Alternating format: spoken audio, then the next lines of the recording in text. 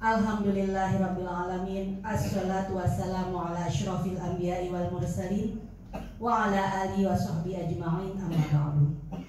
Puji syukur kehadirat Ilahi Rabbi yang telah memberikan rahmat dan karunia-Nya kepada kita sekalian sehingga kita dapat berkumpul pada siang hari ini.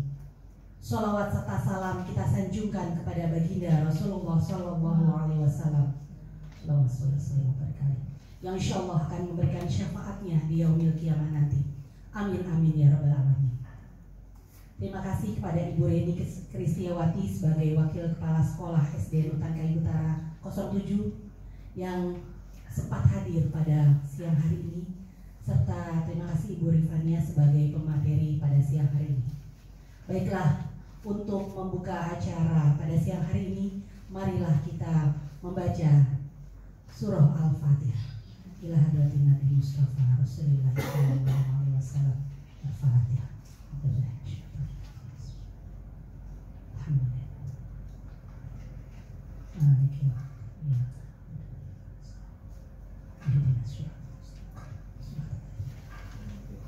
Baik. Amin.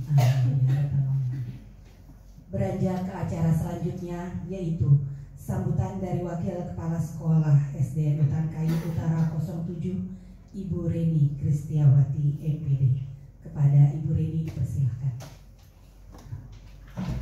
Assalamualaikum warahmatullahi wabarakatuh. Yang saya hormati Bapak dan Ibu Guru serta Tendik SD Rutan Kayu Utara 07. Yang berbahagia pada siang hari ini yaitu Ibu Rifania, calon guru penggerak angkatan 10. Alhamdulillah, puji syukur kehadirat Allah Subhanahu wa taala, karena atas limpahan rahmatnya lah pada siang hari ini kita dapat berkumpul di acara diseminasi budaya positif yang nanti akan disampaikan oleh Ibu Rifania Manurung. Tak lupa sholawat serta salam senantiasa kita haturkan untuk junjungan kita Nabi Muhammad Sallallahu Alaihi Wasallam. Semoga syafaatnya senantiasa tercurah untuk kita semua di yaumul akhir nanti. Alhamdulillah, pada kesempatan kali ini kita dapat berkumpul Bapak Ibu. Ini mungkin adalah kali yang ketiganya kita berkumpul melaksanakan diseminasi budaya positif. Alhamdulillah, berarti sejauh ini Bu Rifania sudah 25% melaksanakan kegiatan pendidikan guru penggerak di angkatan yang 10. Dan ini adalah modul terakhir di modul 1, dan kita doakan semoga Bu Rifania sampai dengan modul-modul terakhir. Jadi nanti ada kurang lebih 3 modul yang terdiri dari beberapa submodul yang totalnya ada 10 modul. Jadi karena Bu Rifania sudah sampai di modul keempat dari modul 1.4, berarti kurang lebih ada 6 submodul lagi yang akan dipelajari oleh Bu Rifania.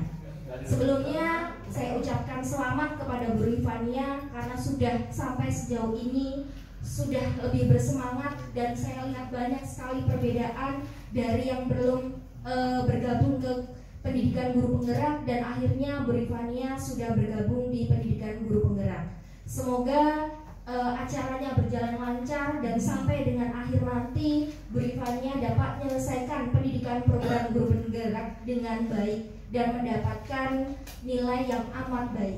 Amin. Untuk Bapak Ibu juga senantiasa saya mendorong Bapak Ibu semua yang belum ikut PGP, mudah-mudahan nanti bisa ikut PGP jikalau nanti ada pembukaan. Ya, jikalau tidak ya mudah-mudahan nanti ada pendidikan yang lainnya yang mungkin setara dengan pendidikan guru penggerak. Nah, pada kesempatan kali ini Bu Rifania akan menyampaikan tentang diseminasi budaya positif. Kita berikan semangat dan juga dukungan secara moral kepada Ibu Rifania Manurung. Semoga Bu Rifania Manurung selalu sehat dan sukses selalu. Terima kasih. Mungkin itu saja yang dapat saya sampaikan. Bila banyak kekurangan dan juga kesalahannya, saya mohon maaf. Wabillahi taufiq wal hidayah. Wassalamualaikum warahmatullahi wabarakatuh. Waalaikumsalam warahmatullahi wabarakatuh. Ya, terima kasih pada Ibu Reni yang telah memberikan sambutannya dan juga telah memberikan semangat kepada Ibu Rifania. Semoga bisa lekas menuntaskan sampai ke modul 10 ya Ibu Rifan ya. Oh iya, sampai 10 kan tadi?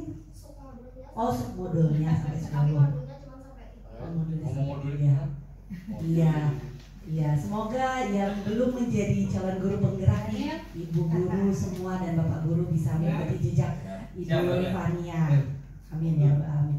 Untuk selanjutnya adalah pemberian materi diseminasi budaya positif oleh Ibu Rifania Manurung, calon guru penggerak angkatan 10 SDN Utan Kayu Utara 07. Kepada Ibu Rifania dipersilakan. Ya, terima kasih kepada Ibu Reni, yang saya hormati juga kepada ibu bapak ibu sekalian. Terima kasih telah menyempatkan waktunya di tengah istirahat kita yang berharga ini, mau untuk bergabung untuk diseminasi budaya positif. Terima kasih juga untuk Mulia karena sudah berkenan untuk menjadi moderator. Ya, jadi di sini saya akan melakukan aksi nyata saya guru penggerak, yaitu untuk modul 1.4 yaitu diseminasi budaya positif, di mana budaya positif ini nanti akan diharapkan untuk kita terapkan dalam keseharian kita di sekolah.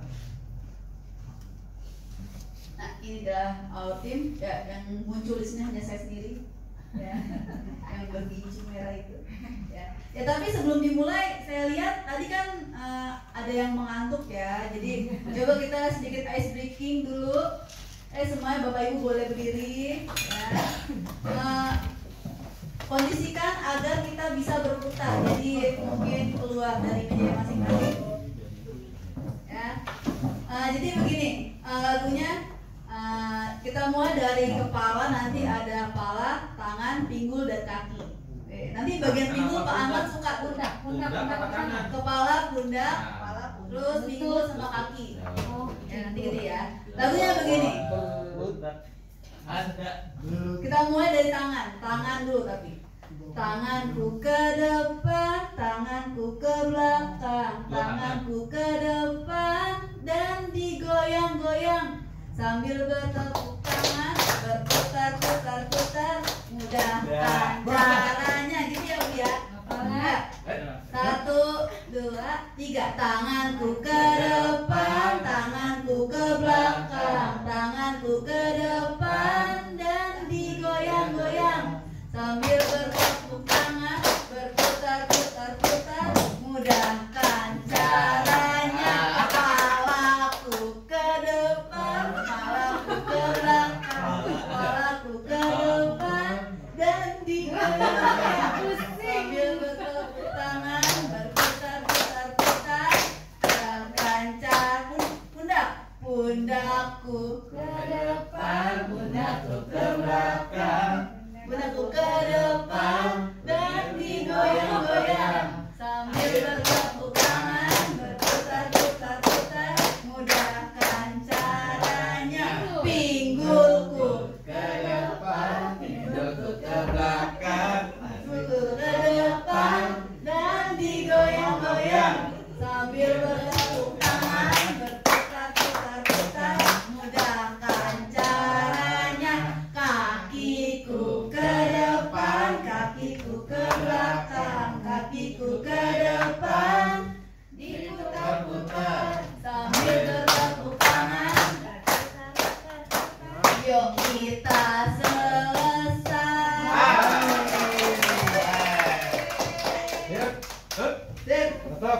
Lumayan ya, nggak ngantuk ya minimal ya. Solo boleh. Ya, next. Ada ujungnya.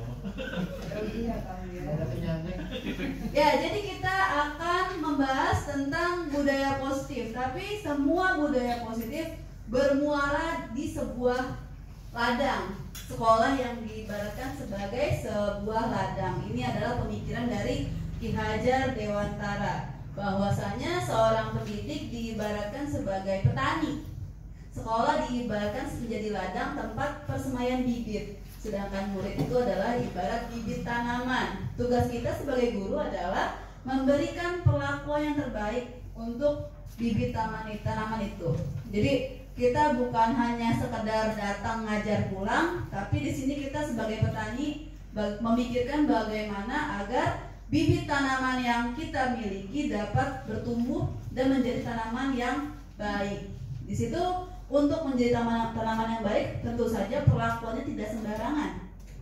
Pupuknya harus yang terbaik, lalu perlakuannya juga harus yang teratur, yang tidak boleh asal-asalan, karena kalau asal-asalan sudah pasti tanaman tersebut akan rusak. Next. Nah, di sini perwujudan dari perlakuan kita terhadap tanaman itu kita ibaratkan sebagai budaya positif. Pupuknya adalah budaya positif. Jadi budaya positif itu sendiri adalah perwujudan dari nilai-nilai kebajikan atau keyakinan universal yang diterapkan di sekolah. Nah, ini adalah konsep inti dari budaya positif, yaitu pertama ada disiplin positif dan nilai kebajikan. Nanti apa itu nilai kebajikan nanti akan dijelaskan. Lalu ada motivasi perilaku manusia, lalu ada keyakinan kelas atau keyakinan sekolah, lalu ada kebutuhan dasar manusia dan dunia berkualitas, posisi kontrol guru, dan yang terakhir adalah segitiga restitusi. Ya, yang pertama akan dibahas yaitu disiplin positif dan nilai-nilai kebajikan universal.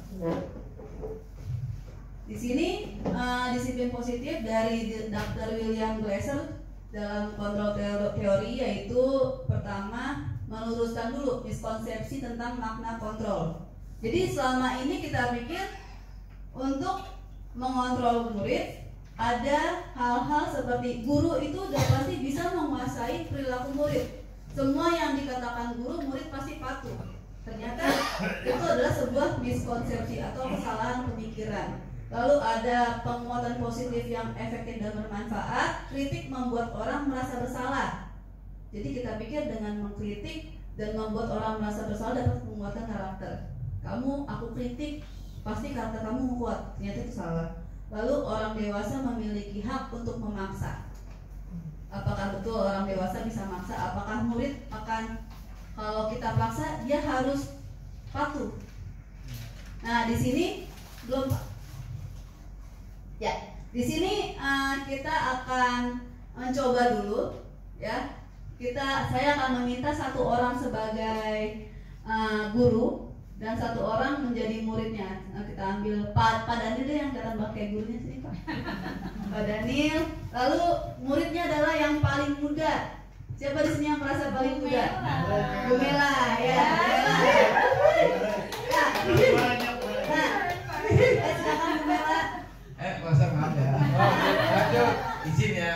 Bu Mela memegang sesuatu yang berharga untuk anak-anak, yaitu adalah uang jajan.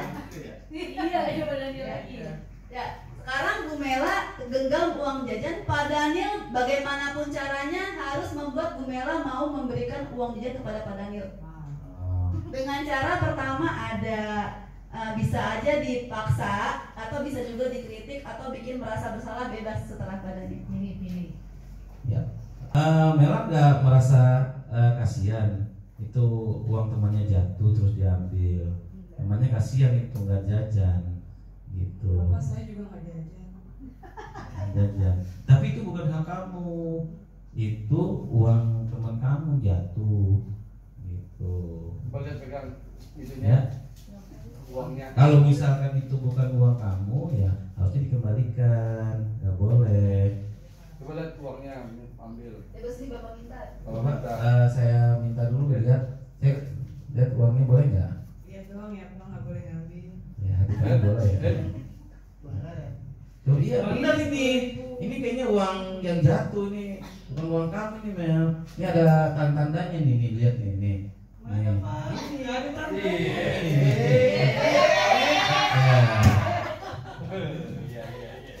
Iya, kalau karena saya lihat jatuh pas anak jalan tuh jatuh. Gitu. Kalau bukan hak kamu ya balikin ya. Gitu. Coba lihat uangnya. lihatlah. Cukup ya. Sebelum terjadi Iya.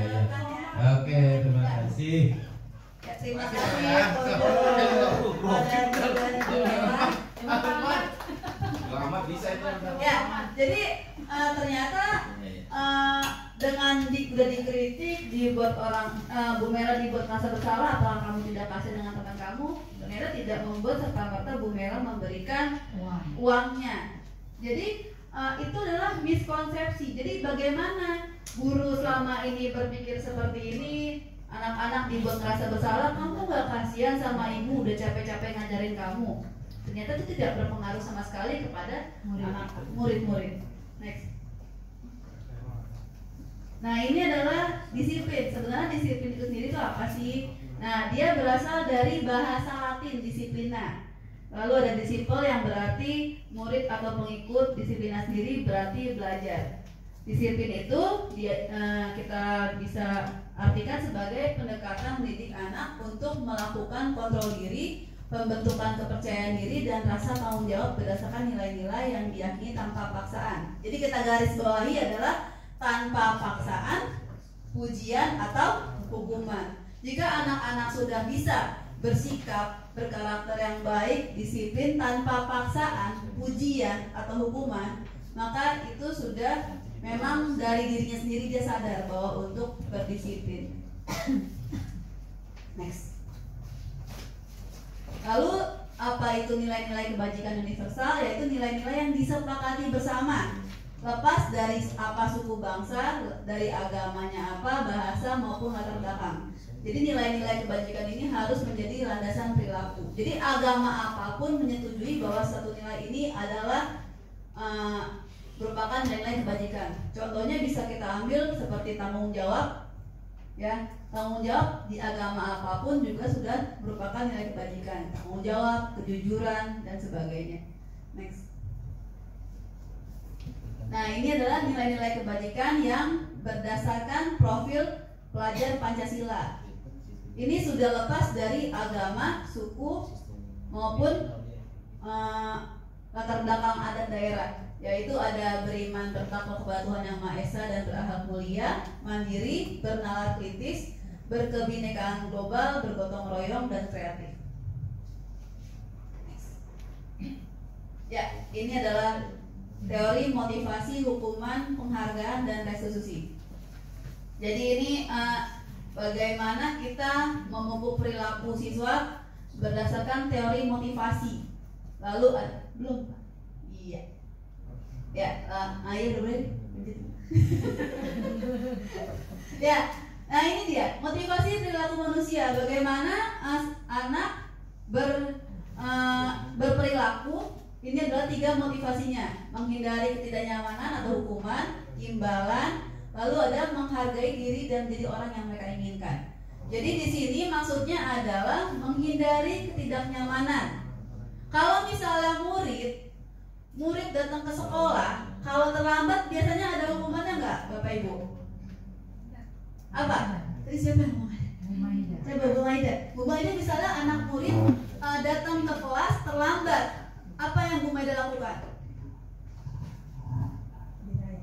Yang saya lakukan bertanya kenapa dia terlambat, mendengarkan alasannya dan memberi hukuman agar dia tidak mengulanginya lagi. Ya, memberi hukuman. Contohnya apa Bu Maida kalau ada anak telat dikasih hukuman? Apa hukumannya? Aku sih menghafal perkalian. Oh, menghafal perkalian ya. Ya, jadi hukuman yang dikasih pun walaupun tidak secara fisik menyakitkan, dengan perkalian pun kalau anak pusing pasti dia akan nggak mau ke sekolah, nggak mau terlambat, nanti dikasih perkalian. Jadi dia berperilaku karena takut dikasih hukuman perkalian. Ya, ini adalah motivasi dia untuk datang tidak terlambat, untuk datang tepat waktu. Lalu ada mendapatkan imbalan. Siapa di sini Bapak Ibu yang kalau misalnya anak berperilaku baik suka dikasih bintang? Ada kalau nggak salah kelasnya Bu Heni ya? Ya kan? Kalau misalnya nilainya 100 suka dikasih bintang, itu kenapa Bu Heni?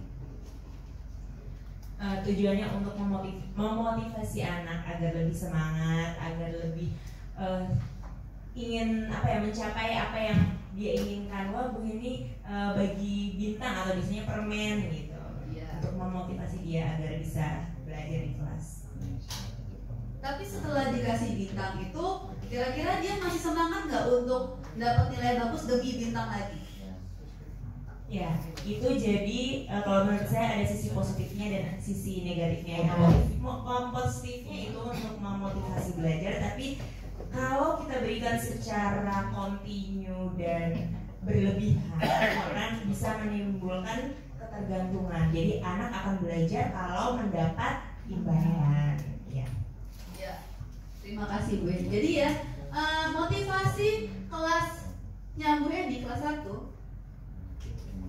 untuk mendapatkan nilai 100 karena dia mendapatkan imbalan. Kita bayangkan kalau misalnya Bu Heni tiba-tiba di tengah jalan stop, nggak ada bintang.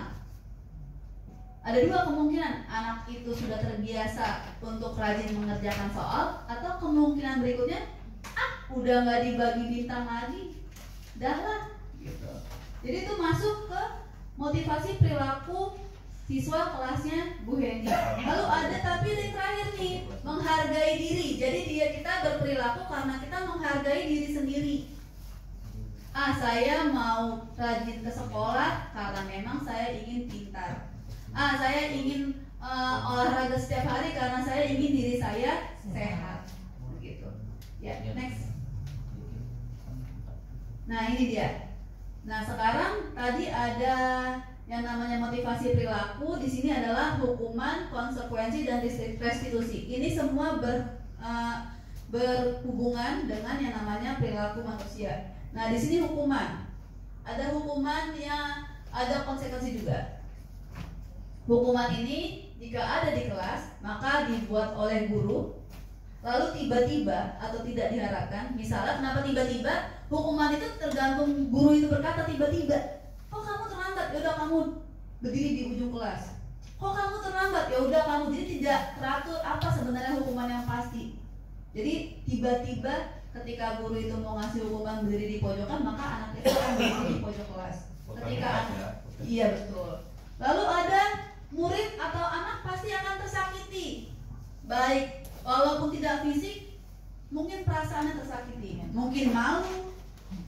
Kalau misalnya anak Bapak Ibu tiba-tiba disuruh berdiri di pojokan kelas 10 menit, dilihatin teman-temannya, dia berdiri di pojokan, malu. Atau misalnya, yaudah kamu lari keliling lapangan, yang sakit apa? Fisiknya. Lalu yang terakhir ada mode paksaan, mau nggak mau harus mau, kalau nggak gurunya marah, itu paksaan. Lalu ada anak itu lalu akan menjadi marah, merasa bersalah, rendah diri, dan mengasingkan diri. Lalu ada namanya konsekuensi. Konsekuensi ini dibuat oleh guru dan murid. Nah, jadi ini dibuat oleh guru dan murid. Lalu ada sudah diketahui dan masuk akal. Jadi murid itu udah tahu nih kalau misalnya PR tidak dikerjakan, konsekuensinya mungkin akan double PR-nya. Yang tadinya cuma 10 soal, sekarang tidak dikerjakan, yaudah kamu jadi 20. Itu udah konsekuensi yang sudah ada, yang sudah kamu ketahui. Lalu ada murid tetap dibuat tidak nyaman.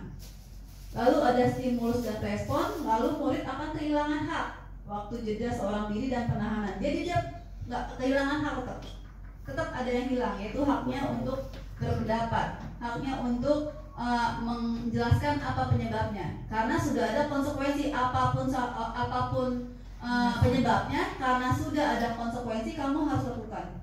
Di situ dia kehilangan hak. Next. Nah, sekarang Bapak Ibu ada contoh, jangan di-revert. Sekarang ada contoh, ini adalah sebenarnya konsekuensi atau hukuman. Kita lihat, lari mengelilingi lapangan basket 2 kali karena terlambat hadir di sekolah. Kira-kira konsekuensi atau hukuman Bapak Ibu? Hukuman. Ya, coba. Kenapa disebut hukuman? Ayo coba Ibu Nur. Disebut hukuman karena yang pertama ada beberapa sebab ya. Yang pertama itu memang dia sudah melanggar peraturan masuk di sekolah tersebut. Kan kalau peraturan di sekolah itu bukan dibuat oleh murid dan guru. Kalau konsekuensi kan tadi aturannya gitu ya. Ya. Nah, Yang pertama itu hukuman, yang keduanya lagi karena adanya badan yang tersakiti karena capek lari. Itu aja. Terima kasih. Apakah betul itu adalah hukuman? Coba Pak Sidik. Ya, betul sekali itu hukuman. Lalu yang berikutnya, menggantikan kertas tugas teman yang telah dicoret-coret. Jadi dia mencoret kertas, kemudian kertasnya digantikan. Itu kira-kira konsekuensi atau hukuman Bapak Ibu? Konsekuensi. Coba Ibu Maida, kenapa itu konsekuensi? Karena dia menggantikan apa yang telah dirusaknya. Oh iya. Sesuai gitu. Jadi dia tadi dia mencoret kertas, ya berarti dia harus menggantikan apa yang dia perbuat itu. Ya, terima kasih. Nah, ini masuk ke stimulus dan respon. Distimulus oleh dia mencoret-coret, responnya apa? Harus ganti. Jadi dia benar-benar yang namanya setara. Yang hilang itulah yang digantikan.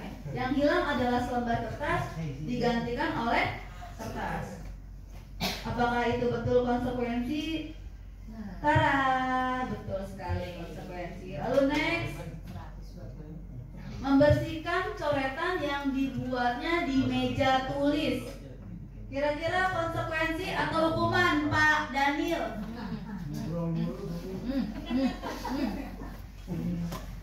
Membersihkan coretan yang dibuat di meja tulis. Konsekuensi. Kenapa konsekuensi Pak? Boleh jelasin dulu. Karena dia sudah tahu bahwa mencoret ya membersihkan coretan yang dibuatnya di, dia sudah tahu bahwa kalau mencoret meja itu sudah ada konsekuensinya gitu. Ya, memang katanya kesepakatan. Oh iya, jadi apa kesepakatannya? Itulah yang dilakukan. Jadi kesepakatannya adalah ketika kamu mencoret, maka kamu harus bersihkan, kembalikan ke kondisi awal.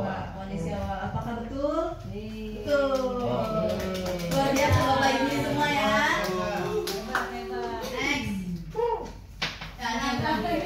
Murid diminta untuk push up 20 kali karena salah memakai seragam. Kira-kira apa ini Pak Ahmad? Konsekuensi atau hukuman? Hukuman. Kenapa Pak? Ada berupa sanksi. Sebetulnya jawabannya yang benar tuh kenapa hukuman? Karena berupa sanksi.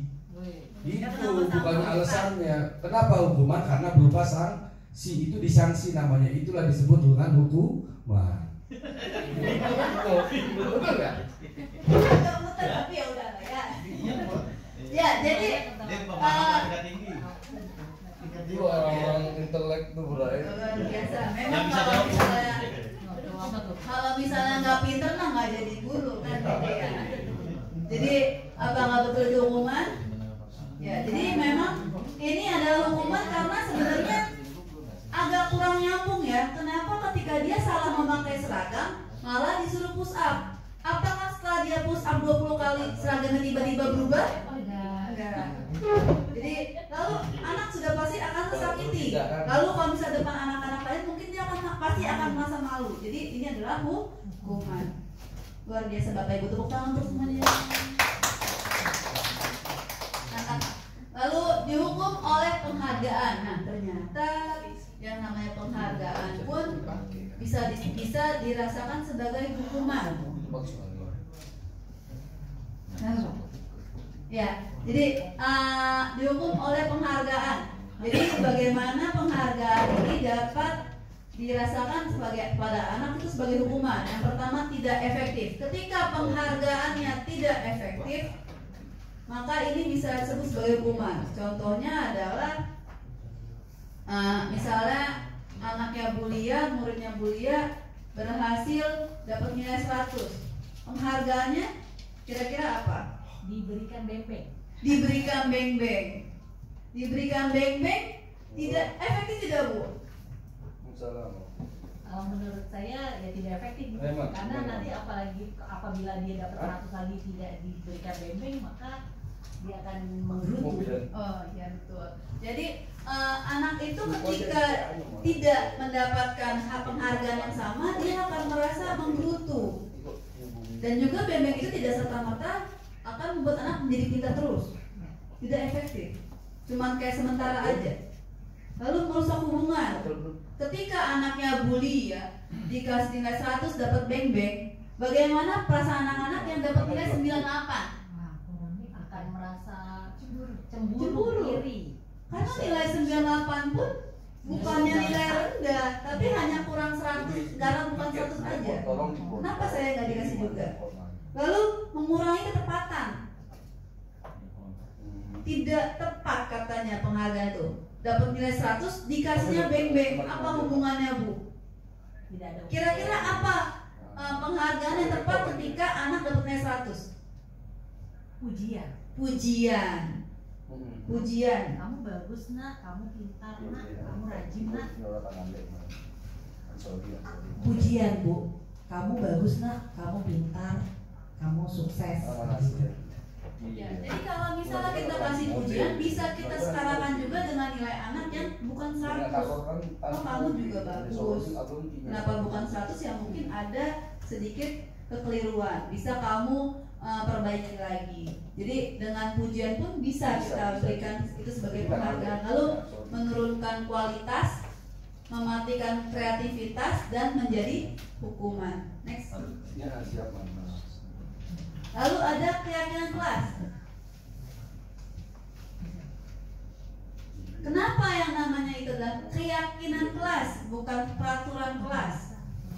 Ya, jadi sekarang saya akan memberikan satu gambaran buat Bapak Ibu ketika Bapak Ibu dari rumah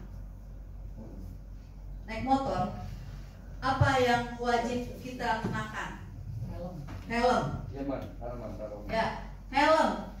Ibu pakai helm, Bapak Ibu pakai helm dari rumah ke sekolah misalnya, itu apa memang karena peraturan lalu lintas atau karena keyakinan agar selamat?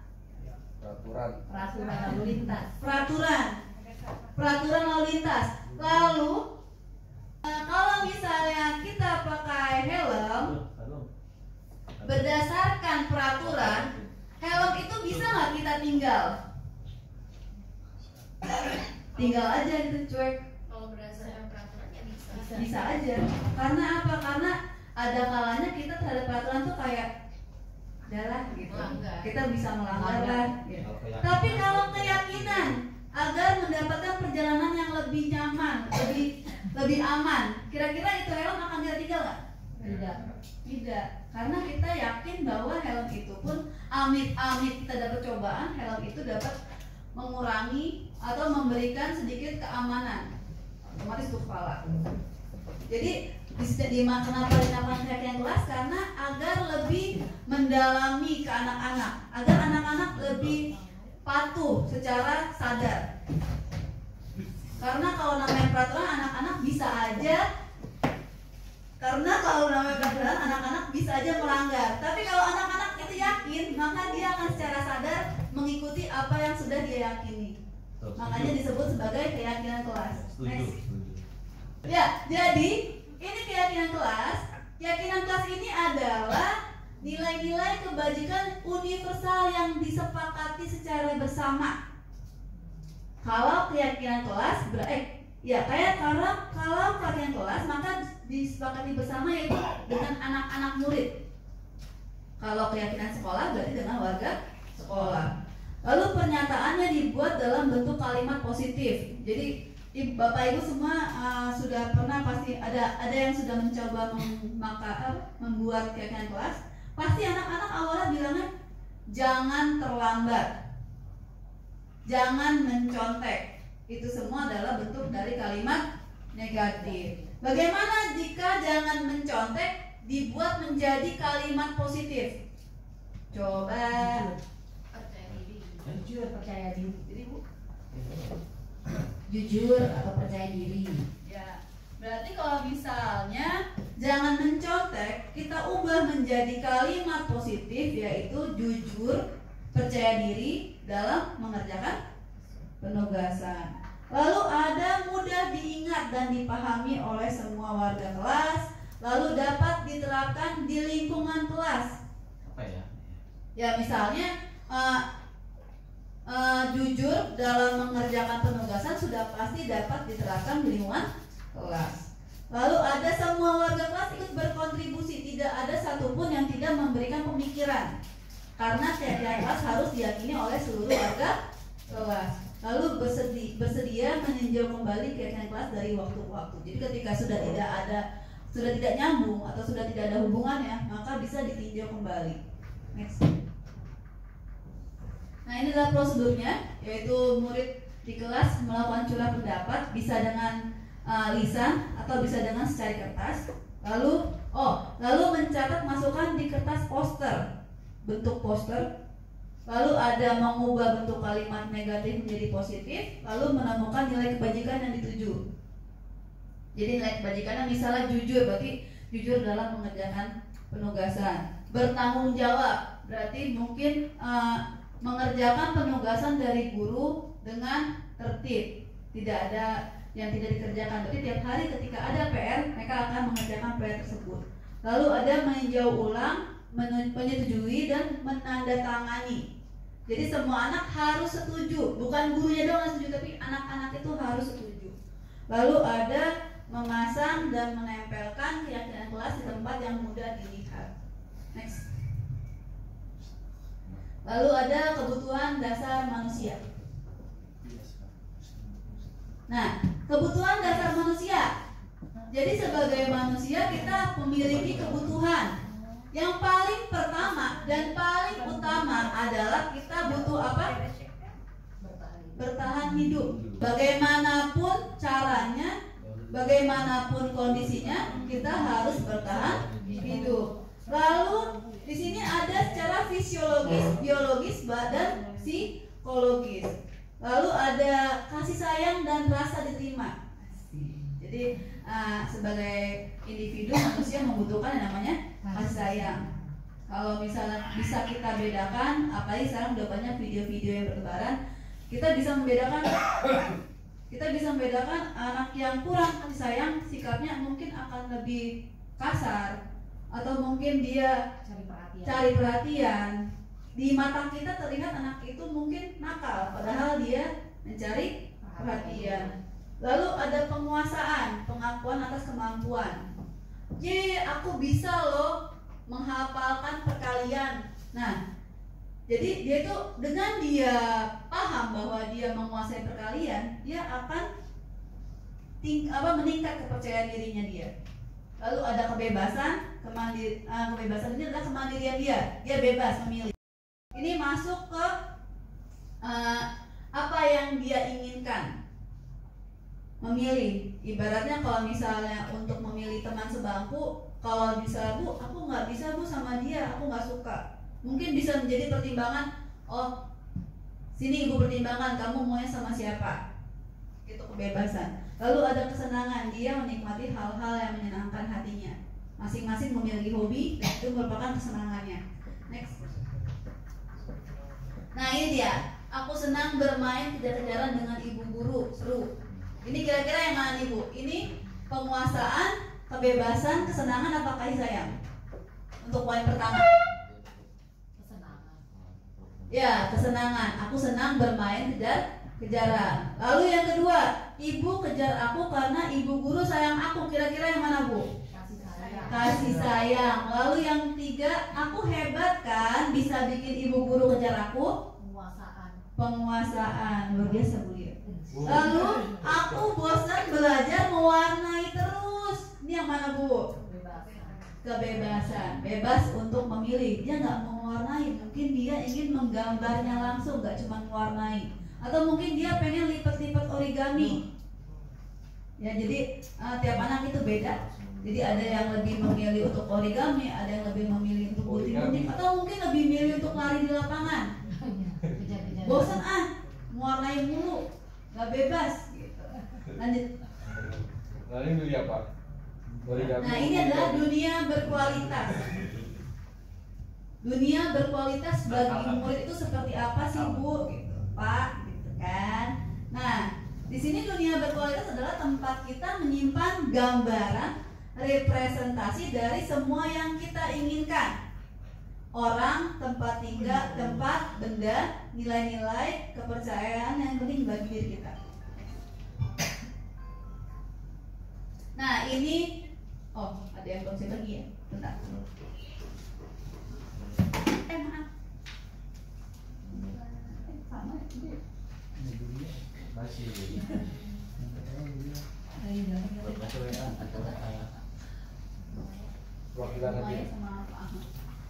Ya, Pak, sebelum kita memahami apa itu dunia berkualitas bagi anak, kita akan menggali diri sendiri dunia berkualitas bagi diri kita.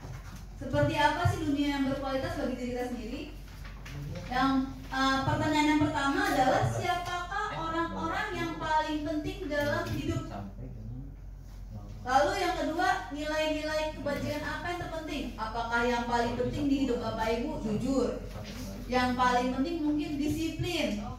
Atau yang paling penting mungkin menikmati kebebasan, itu bebas Bapak Ibu. Lalu ada, jika Anda menjadi orang ideal, karakter atau sifat apa yang paling Anda inginkan? Saya ingin menjadi orang yang berani berekspresi, misalnya gitu. Lalu apa pencapaian Anda yang sangat Anda banggakan? Jadi juragan beca, jadi juragan kambing, jadi main saham. Enggak slot aja. Ya. Atau mungkin bisa menjadi guru, mungkin pencapaian yang sangat bangga. Masing-masing berbeda. Lalu apa pekerjaan yang ideal bagi Anda? Ya karena kita guru ya. Tapi saya pengen tahu, siapa tahu Bapak Ibu ada yang dual pekerjaan? Gak ada masalah. Dua pekerjaan. Pekerjaan ideal. Mungkin menurut Anda pekerjaan yang ideal bagi saya adalah pemain sepak bola. Ya. Tapi karena jauh, saya akhirnya Jadi guru. membuat pemain sepak bola di sekolah. Jadi kurir. Itu nggak ada masalah. Lalu ada ceritakan bagian perjalanan hidup di mana Anda merasa itulah titik puncak. Ketika saya menikah, oh mungkin titik puncaknya gitu. Bebas. Lalu apa yang paling bermakna dalam hidup Anda? Silakan Bapak Ibu boleh dijawab dengan hati yang bersih dan pikirannya tenang. Ya. Lalu kalau boleh saya ingin mendengarkan jawaban dari Ibu Lia, boleh deh. Tadi saya lihat Bu Lia sudah selesai. Ya, ya, sudah selesai Bu Lia kan? Ya. 500. Coba Bu Lia. Bismillahirrahmanirrahim. Siapakah orang yang paling penting dalam hidup Anda, dalam hidup saya ya Bu berarti ya? Yaitu orang tua. Nilai-nilai kebajikan apa yang terpenting dalam hidup saya? Yaitu nilai kejujuran dan nilai kegigihan. Kalau saya menjadi orang yang ideal, karakter atau sifat apa yang saya paling inginkan ada pada diri saya? Sifat yang ingin ada pada diri saya adalah nilai kegigihan dalam bekerja untuk mencapai kesuksesan. Apa pencapaian saya yang sangat saya banggakan? Yaitu alhamdulillah menjadi seorang ASN. Apa pekerjaan ideal bagi saya? Yaitu menjadi seorang guru. Ceritakan bagian perjalanan hidup saya di mana saya merasa itulah titik puncak hidup saya. Yaitu perjalanan menjadi guru swasta selama 14 tahun, yang kemudian titik puncak hidup menjadi ASN di usia 42 tahun. Dan alhamdulillah sudah berjalan selama 2 tahun menjadi ASN. Apa yang paling bermakna dalam hidup saya? Yang paling bermakna dalam hidup saya yaitu bahagia dalam rumah tangga. Terima kasih. Terima kasih kepada atas jawabannya yang keren banget ya, luar biasa ya. Kalau saya keluarga aja udah. Ya. Jadi siapa orang yang paling penting bagi dunia ternyata adalah sudah pasti orang tua. Tidak kita salahkan ketika Bunda tidak memilih suami karena ini adalah persepsi masing-masing. Ya, jadi kita tidak bisa menyalahkan pemikiran siapapun. Ya, ketika saya bilang nilai-nilai kebajikan apa yang tertera di depan saya memikirkan nilai yang jujuran itu kan. Tiba-tiba ada orang yang bilang kenapa harus terlalu jujur? Ya itu pendapat saya gitu ya. Jadi lalu kata mulia adalah apa pekerjaan ideal mulia menjadi yang paling ideal bagi mulia adalah menjadi guru. Berarti sekarang pun seharusnya kalau berdasarkan jawaban dari mulia sudah berada di dunia berkualitas bagi dirinya sendiri, karena mulia sendiri sekarang adalah sudah menjadi guru, dan ternyata titik puncaknya adalah ASR. Jadi saat ini mulia sudah cukup berbahagia ya mulia, tapi apakah masih ada target-target lain yang belum tercapai? Yang pasti tiap manusia akan ada target selanjutnya ya Bu, yaitu mensukseskan anak saya serta mensukseskan murid-murid saya. Terima kasih. Luar biasa, tepuk tangan untuk jawaban Bulia. Ya, jadi target dunia berkualitas bagi Bulia yang belum tercapai adalah mensukseskan Asmi dan Kia. Iya. Dan juga murid-muridnya. Cuman kalau murid-murid kalau udah sukses kita udah kelihatan nih. Yang mana menurut saya juga lupa saya. Tapi satu lagi saya juga mau dengar jawaban satu lagi. Ada yang sudah menjawab daripada saya dadakan? Belum. Ya. Ahmad tuh jawab. Belum. Ini langsung. Oh, Butia.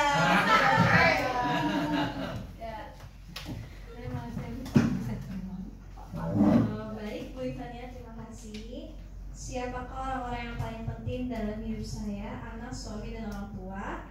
Nilai-nilai kebajikan apa yang terpenting dalam hidup saya? Tanggung jawab, kemandirian, dan kedisiplinan. Kalau Anda menjadi orang yang ideal, karakter atau sikap apa yang Anda paling inginkan pada diri Anda? Menjadi orang yang cerdas, bisa percaya diri dalam berbicara di depan umum. Apa pencapaian saya yang saya banggakan? Bisa menjadi ASN dan alhamdulillah bisa umroh. Amin. Apa pekerjaan ideal bagi saya, yaitu ASN atau PNS? Ceritakan bagaimana perjalanan hidup saya, di mana saya merasa itulah titik puncak hidup saya.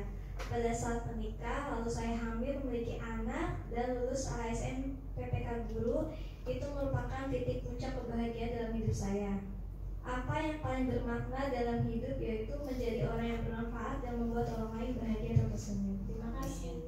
Luar biasa. Lalu tadi saya dengar Bu Tia itu berkata bahwa kalau Anda menjadi orang yang ideal, karakternya adalah ingin menjadi orang yang cerdas, bisa percaya diri dan berbicara di depan umum. Kira-kira dalam skala 1 sampai 100, apakah Bu Tia sudah merasa idealismenya tercapai tidak untuk karakter?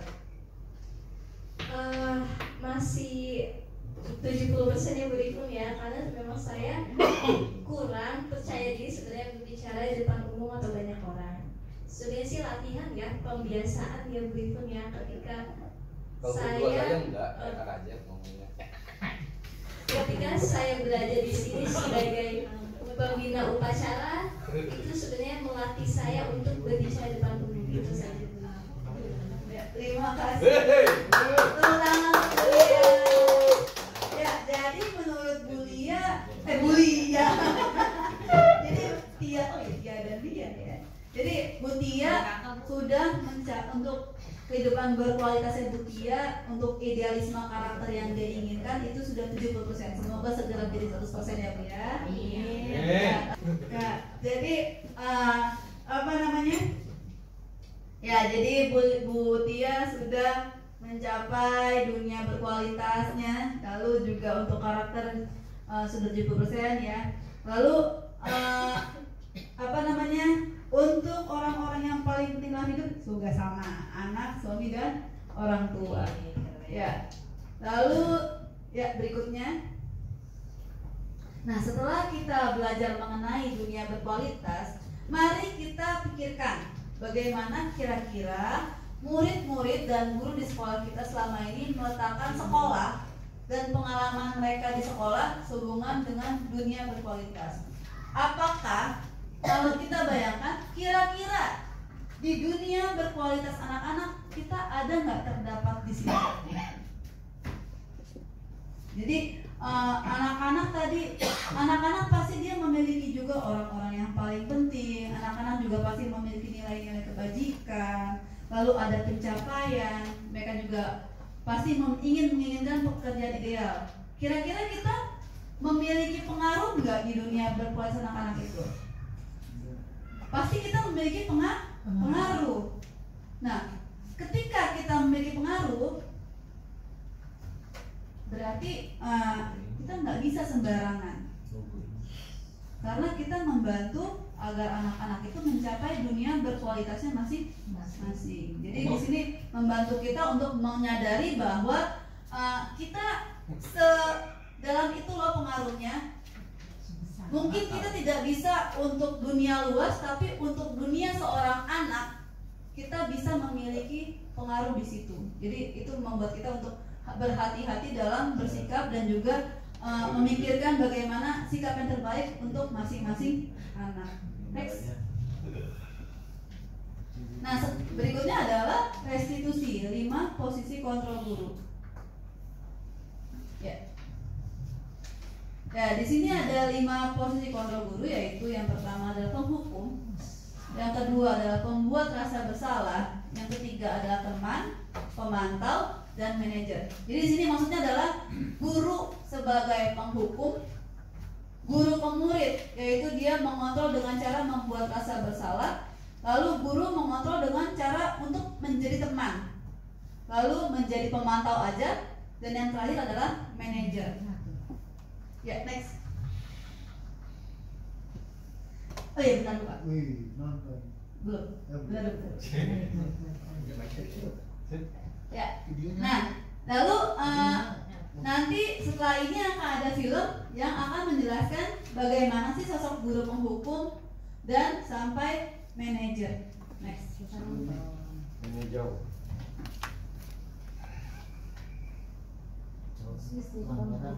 Suaranya nggak ada.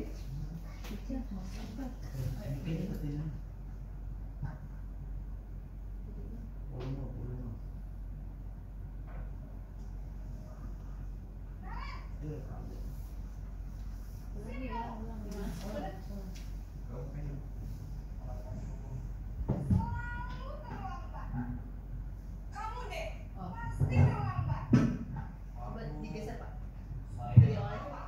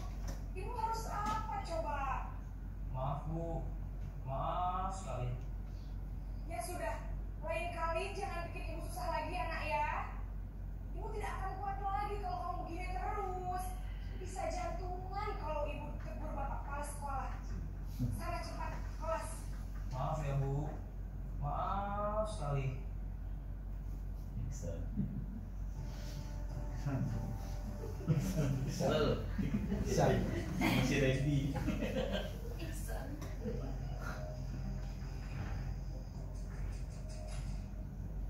Di ruang sapam ini.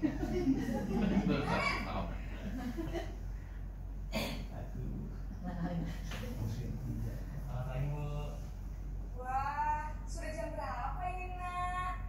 Terlambat lagi ya sayang. Iya bu, habis ibu saya lupa bangunkan saya bu. Kamu malah menyalahkan ibu kamu. Kamu bukannya anak yang larinya paling kencang. Kok terlambat sih? Iya bu, saya memang terlambat bangun tadi. Jadi biarpun saya lari kencang, tetap gak kencang bu. Ya sudah sana. Nanti lain kali larinya lebih kencang lagi ya. Biar gak terlambat lagi. Bisa lah bu. Ya sudah sana masuk kelas. Aku beresin urusan absen kamu. Kamu ini ada-ada saja.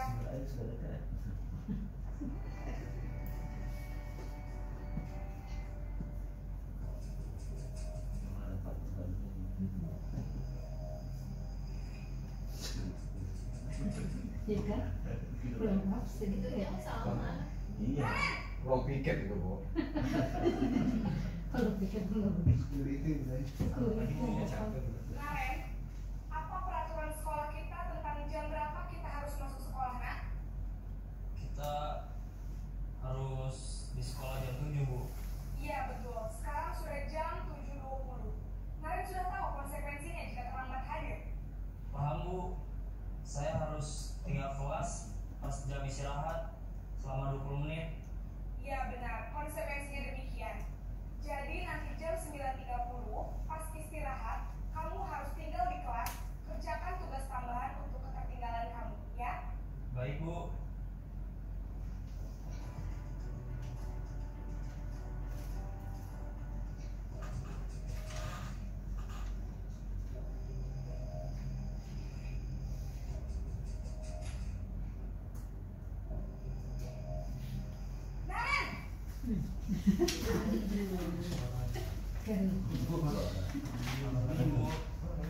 Selamat pagi, Naren. Maaf bu, saya terlambat. Iya, sekolah masuknya jam 7, sekarang sudah jam 7.20. Jadi sekarang bagaimana ya, Naren? Maaf bu, saya lupa setel alarm saya semalam. Baiklah, menurut kamu, keyakinan sekolah yang mana yang perlu kamu tingkatkan? Menghargai diri sendiri dan orang lain mungkin ya bu. Setuju. Jadi, apakah Naren meyakini prinsip saling menghormati tersebut? Iya bu, saya meyakininya. Apakah Naren bersedia memperbaiki masalah keterlambatan ini? Bersedia bu. Bagaimana kamu akan memperbaiki masalah keterlambatan ini? Saya akan coba untuk tidak lupa menyetel alarm saya bu. Baik, kalau Naren lupa menyetel alarm di rumah, ada orang yang kira-kira bisa bantu mengingatkan tidak? Ada bu, kakak saya, Kak Emma.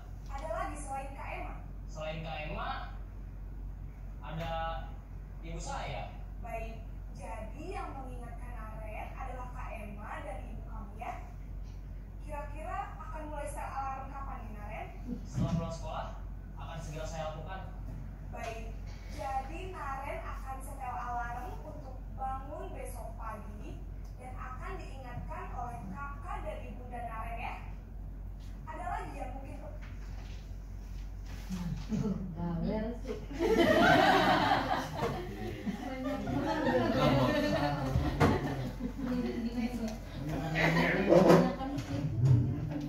Marah mulu sih. Jadi bingung kita. Oke, jadi berkaitan dengan 5 cuplikan tadi, Bapak Ibu bisa lihat kertas yang tadi saya bagikan di halaman kedua. Karena ini juga kecil banget dan baca kan? Ya. Kalau mata saya pun udah baca. Ya, jadi ada yang namanya 5 posisi kontrol guru. Yang tadi ada penghukum, lalu ada pembuat orang merasa bersalah, ada teman, ada pemantau, ada manajer. Di sini kita bisa memilih bagaimana kita menjadi guru yang seperti apa untuk anak. guru yang penghukum kah? Atau sampai ke guru yang manajer? Atau ibu bisa berkaca, oh berarti selama ini saya itu sebagai teman ya. Oh, apa selama ini saya sebagai pemantau ya? Karena kerjaan saya sehari-hari, hari ini apa? Pakai baju apa? Hari ini pelajaran apa? Kamu lupa? Gitu. Jadi selama ini saya sebagai apa, dan berarti saya seharusnya menjadi guru yang di posisi kontrol yang mana? Nah, di sini ibu bisa lihat macam-macam posisi, lalu juga apa motivasi yang bisa dikembangkan dari dari posisi tersebut. Misal untuk identitas gagal atau kontrol dari luar. Jadi anak ini bertemu dengan guru yang penghukum dan pembuat orang bersalah, maka dia akan menjadi anak yang menghasilkan anak yang identitasnya gagal, yaitu guru berbuatnya menghardik, menunjuk-nunjuk, itu guru penghukum. Lalu ada berkatanya biasanya, kamu awas ya kalau nggak ngelakuin itu, awas ya kalau kamu tidak mengerjakan. Lalu nanti kalau misalnya anak salah dikasih hukuman. Hasilnya anak akan memberontak, menyalahkan orang lain, atau bahkan dia akan berbohong. Enggak kok bu, jadi berbohong. Kaitan dengan dunia berkualitas adalah murid akan meletakkan guru di luar dunia berkualitasnya dia. Jadi guru tidak ada pengaruh apapun untuk dunianya dia. Lalu murid berkata, kalau misalnya dia salah nih, biarin aja, emang udah biasa marah-marah. Lalu dampaknya ya murid akan mengulangi kesalahan. Jadi sebenarnya kita menghukum pun bukannya anak makin benar, di sini jatuhannya makin salah. Karena lama-lama udah terbiasa. Makanya biasanya orang kalau misalnya anak-anak ada yang langganan dihukum, jadi disebut langganan. Karena ketika dihukum dia akan ya udah biasa aja. Ya Pak, sekarang Pak. Lalu ada pembuat orang merasa bersalah. Gurunya biasanya tuh berceramah, ibu kecewa deh, kamu nggak gini deh, seharusnya kamu gini, kamu nggak kasihan ya sama ibu, kok kamu begitu sih sama ibu, kok kamu tega sih. Lalu gurunya berkata, kamu seharusnya udah tahu ibu capek banget ngomonginnya, ibu stres mas kamu. Itu membuat merasa bersalah. Di sini kan kita berharap dengan anak kasihan sama kita, dia akan lebih baik lagi kalau kasihan, ya kan? Lalu ada hasilnya, ya anak-anak tetap akan menyangkal dan berbohong. Di sini maka disebut sebagai identitas gagal, karena menghasilkan anak-anak yang menyangkal, berbohong, ya kan? Lalu ada murid juga tetap akan meletakkan guru di luar dunianya, di luar dunia berkualitasnya. Dan dia pasti akan mengatakan maafkan saya. Dan hasilnya adalah murid merasa rendah diri, tapi tetap mengulangi kesalahan. Cuman dia cuma gini, dia bersalah, dia tahu dia salah, tapi pada akhirnya ya udah apa boleh buat. Emang aku anaknya bodoh kok, emang aku gak bisa kok. Dia jadi merasa rendah diri. Itu menghasilkan identitas yang gagal jika kita menjadi guru yang penghukum dan membuat murid merasa bersalah. Lalu ada identitas berhasil, sukses, tapi tetap kontrol dari luar. Jadi murid itu tetap dalam kontrol. Jadi dia bukan karena motivasi intrinsik, tapi dia bisa karena dari orang lain.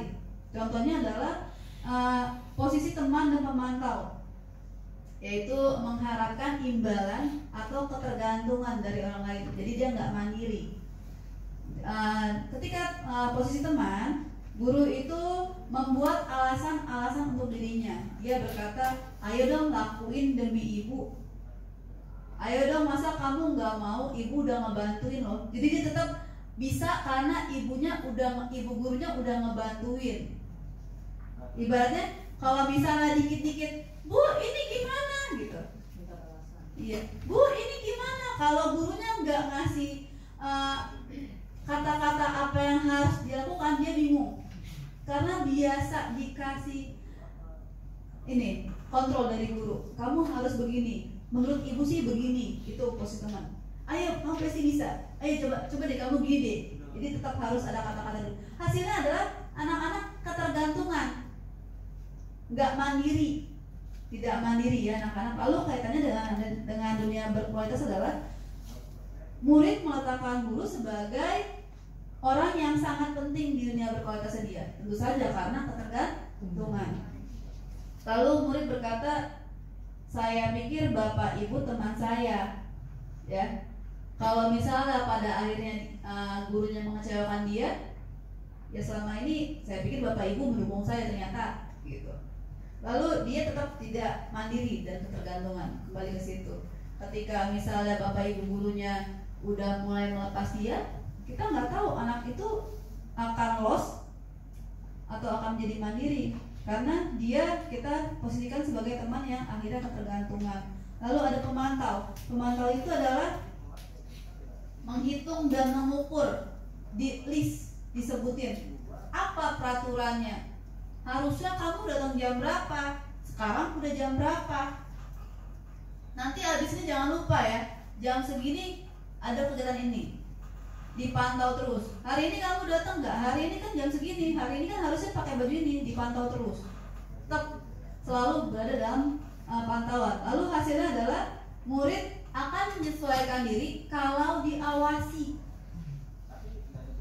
Kalau diawasi, kamu pokoknya nanti jam 7 kamu datang, jam 8 kamu harus udah masuk kelas.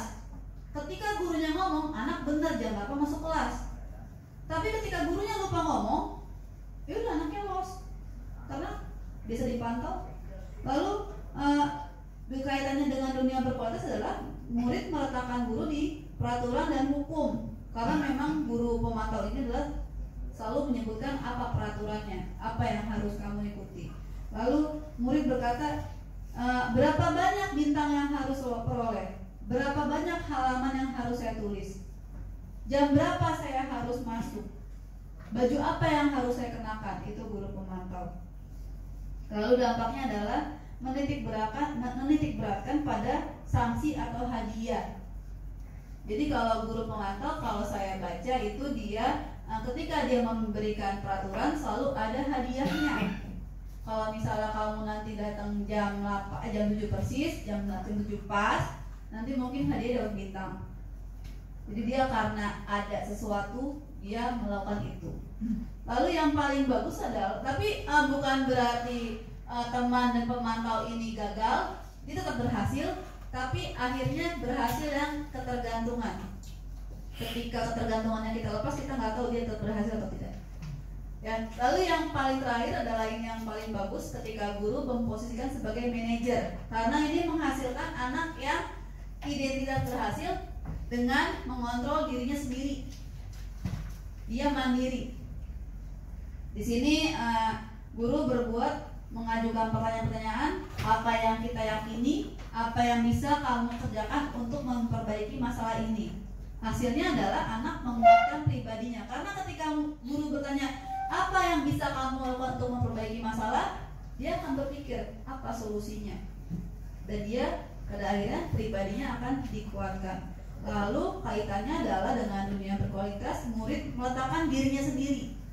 Jadi dunia berkualitas murid adalah hasil dari pengembangan motivasinya sendiri, bukan karena ketergantungan oleh guru, bukan karena didiktekan oleh guru, tapi berdasarkan keinginannya untuk maju sendiri. Lalu bagaimana caranya bisa saya memperbaiki keadaan? Itu yang selalu dikatakan oleh murid dengan guru manajer. Bagaimana ya caranya agar bisa mendapatkan solusi? Lalu yang terakhir, dia akan bisa mengevaluasi diri, apa yang salah pada dirinya dia, dan juga bagaimana cara memperbaiki kesalahan-kesalahannya dia. Lalu bagaimana kinerja saya hari ini, bagaimana tampilan saya hari ini. Itu adalah evaluasi dari murid dengan guru sebagai manajer. Next. Ya, dengan balik deh Pak tadi. Nah sekarang dengan 5 posisi kontrol guru, yang paling bagus yang ada di sini adalah kita pusatkan menjadi guru sebagai manajer. Ya, karena dia menghasilkan murid yang mandiri. Motivasi intrinsiknya adalah mandiri, itu muncul dari dirinya sendiri, bukan karena orang lain. Next. Nah sekarang posisi guru sebagai manajer belajar, di sini diberikan yang namanya segitiga restitusi, ya. Nah, segitiga restitusi ini adalah ada 3 poin. Yang pertama, ketika anak, ini semua adalah ketika anak melakukan kesalahan. Ketika anak melakukan kesalahan atau untuk keterkaitan dengan apa yang dia lakukan, ada 3 tahapannya. Pertama adalah stabilkan identitas, yang kedua validasi tindakan yang salah, dan ketiga menanyakan keyakinan. Nah, contohnya adalah ketika murid datang terlambat, kita tidak serta-merta "kamu terlambat, lari lapangan 50 kali". Enggak. Untuk stabilkan identitas, kita bisa berkata ibu, semua orang juga pasti pernah melakukan kesalahan. Jadi kita stabilkan dulu identitas anak bahwa dia bukannya orang yang bersalah sendirian, karena melakukan kesalahan itu adalah hal yang normal, manusiawi. Stabilkan identitas. Lalu yang kedua adalah kamu pasti punya alasan kenapa kamu datang terlambat. Kita dengarkan alasannya dulu. Semua anak atas segala sikapnya pasti ada alasan. Lalu yang terakhir adalah kamu mau jadi orang yang seperti apa? Apa nilai-nilai yang telah kita sepakati? Misalnya udah sempat bikin kesepakatan kelas, apa coba kesepakatan kelas kita yang kemarin kita bikin? Oh, datang tepat waktu, Bu. Nah, menurut kamu bagaimana sikap kamu dengan keyakinan kelas yang sudah kita buat? Apakah sikapnya sudah cocok? Apakah sudah pas? Atau itu sikap yang baik? Tidak. Lalu nanti dia pada akhirnya akan diminta bagaimana solusinya atas kesalahan yang sudah dia buat. Jadi itu adalah segitiga restitusi yang bisa kita terapkan di kehidupan pembelajaran sehari-hari. Ya, jadi sampai ke segitiga restitusi tadi ada dari awal, dari kita memahami bahwa sekolah adalah sebagai ladang kita untuk membentuk karakter anak sebagai bibit, sampai ke segitiga restitusi.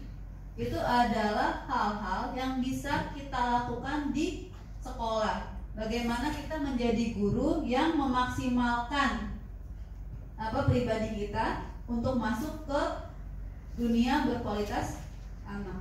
Jadi bagaimana kita dapat membentuk anak dalam dunia berkualitasnya masing-masing. Misalnya, Bu, saya ingin menjadi guru misalnya. Saya pengen menjadi guru. Ya udah otomatis ibu gurunya nih. Pengaruh pertama adalah memberikan contoh bagaimana guru yang baik.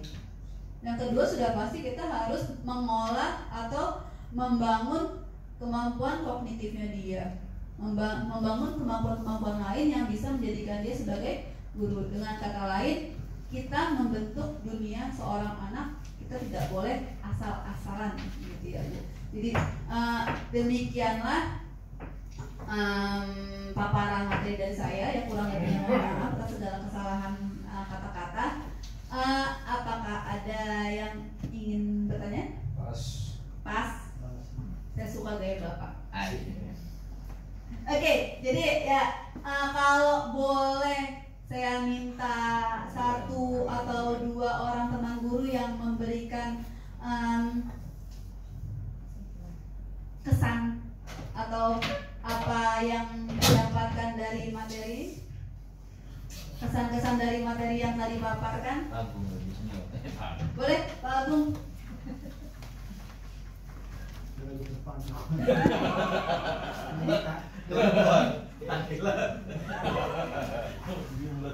Ya, terima kasih berdiri. Oke. Ya, terima kasih kepada Bu Rifania atas waktunya. Dari awal sampai akhir, memang ini semua yang kita alami sebagai guru terhadap peserta didik kita. Karena di satu sisi ketika kita mengajar bukan saja memberikan materi, tapi juga kita bisa mengatasi semua masalah, terutama yang berkaitan dengan perilaku dan sikap dari siswa. Nah, tadi sudah disampaikan ada 5 dari posisi kontrol Ini sangat menarik karena pastinya kita kadang-kadang kalau di kelas ini suka keluar dari jalur sendiri kadang-kadang. Entah itu tadi ada yang kita langsung menghukum anak tanpa kita dengarkan alasannya, ada yang kita juga istilahnya membuat anak itu merasa bersalah dan segala macam. Tapi pastinya dengan dapat ilmu hari ini, akhirnya kita bisa lebih baik lagi ke depannya untuk mengatasi segala masalah yang akan kita hadapi di kemudian hari. Karena di sini kita tadi sepakati bersama bahwa control manager lah yang paling efektif, sehingga di satu sisi anak ini nantinya juga bisa menjadi anak yang baik, berubah sikap, dan kitanya juga menjadikan pribadi guru yang selalu diinginkan dan dinantikan oleh setiap siswa. Mungkin itu saja Bu Rifania yang ingin saya sampaikan. Terima kasih banyak atas waktunya. Insya Allah akan dimanfaatkan bagi kita semua yang ada di sini. Assalamualaikum warahmatullahi wabarakatuh. Terima kasih. Kalau untuk lagi dong, bapak-bapak udah, sekarang ibu-ibu satu. Bu Maya. Karena hari ini saya belum dengar suara Bu Maya. Cakep Bu Maya. Terima kasih atas kesempatan yang telah diberikan kepada Bu Rifania. Materi hari ini sangat bagus dan sangat bermanfaat bagi kita semua. Terus bagaimana cara kita sebagai guru bertindak. Mungkin selama ini kita bisa mengintrospeksi diri, mengevaluasi diri. Kita selama ini gurunya seperti apa, mungkin diri kita sendiri yang tahu ya. Dan setelah materi ini kita jadi bisa memperbaiki gitu ya. Kalau misalnya kita termasuk guru yang penghukum atau guru yang lainnya, mungkin kita bisa mencoba, mungkin nggak bisa langsung blok gitu ya jadi guru yang manajer, mungkin perlahan kita bisa jadi guru yang manajer gitu. Mungkin juga bisa berdiskusi sama teman-teman semua di sini gitu kan.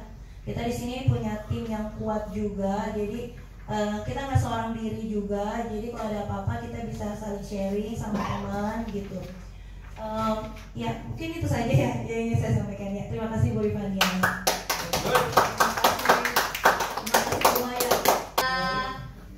Ya sekian paparan materi dari saya, kurang dan lebihnya mohon maaf. Terima kasih atas kesediaan Bapak Ibu untuk menyempatkan waktunya untuk hadir di paparan materi. Terima kasih, selamat sore.